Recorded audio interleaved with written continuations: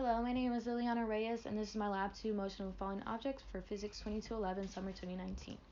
So for this lab, we will record a video of a falling object and analyze it using Tracker. Next, we will create two computational models, one including Newton's second law and the effect of gravity, the other including both of these but also the drag force. We will compare these three models using Google Sheets. First, we must identify the forces acting on our system, which is the volleyball in this case. The volleyball is dropped from position at rest to the ground. We do not have a constant velocity, so we can assume that we do not have a zero net force. We can use both of these equations here to help us in predicting our motion using the computational model.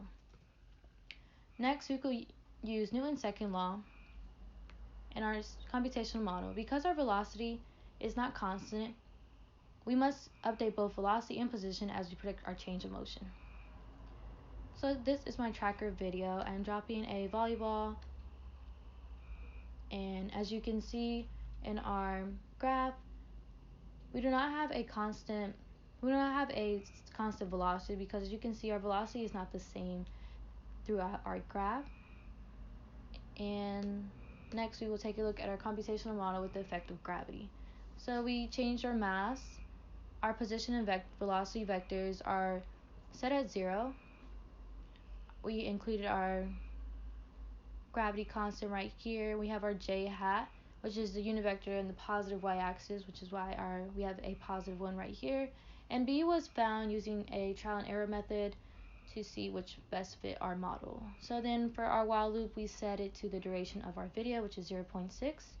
Then we added the weight force right here, which is the negative ball.m times the gravity constant times j hat. And we also use Newton's second law right here. So we have the initial ball velocity plus F net over the mass times delta t, and to update position, we have initial position plus the ball velocity times delta t. And we can take a look at our computational model. So this orange vector is our weight force, and we will see that it is falling down, and we will see our position versus time graph here. Alright, and now we can take a look at our computational model with the effect of gravity and drag. So this part right here is about the same as the past computational model. The only thing we changed in this model was we added the force of drag, which is b, and in order to square our velocity, we just multiplied it twice, and then we have j hat. And for F net, we added these two forces, and as you can see, we will have the orange vector right here, which is our weight force, and then as we will soon see, this mint green vector right here will be our drag force.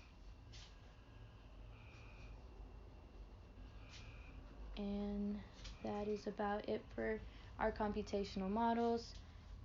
So now we can take a look at our graph. So in this graph with the effect of gravity and drag, you can see that they're more alike than compared to our gravity and with only gravity. So as you can see, they are similar in the beginning, but they do make a slight change at the end. So you can see the gravity model comes down a lot quicker than the actual model does. So this is only the slight deviation that we have right here without the effect of drag. And as you can see over here, these two lines are a lot more alike, although they're a bit different in where they are. They do follow the same path as opposed to this graph. So then we can take a look at all three of them. As you can see, they both follow a similar path, but the gravity tends to go down a lot quicker. The gravity only model tends to go down a lot quicker than the other two. Alrighty, and so we have a few what if questions. So in order to find if we have a terminal velocity, we must first find where we will have a zero net force.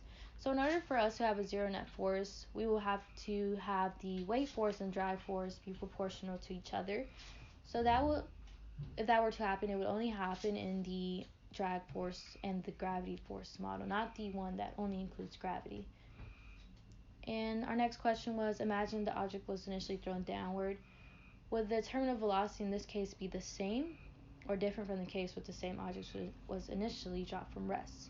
So the terminal velocity will be reached a lot quicker because it is thrown instead of dropped from rest. And for our conclusions, in our experiment, we tracked the motion of a volleyball falling. Through Tracker, we could see that our velocity was not constant, which allows us to assume that we do not have a zero net force acting on our volleyball. From there, we could create two models to help us predict what would happen if we included drag force and if we did not. So from there, we could see that there is a lot more likeness in the experimental data and the computational model data that included the weight and the drag force.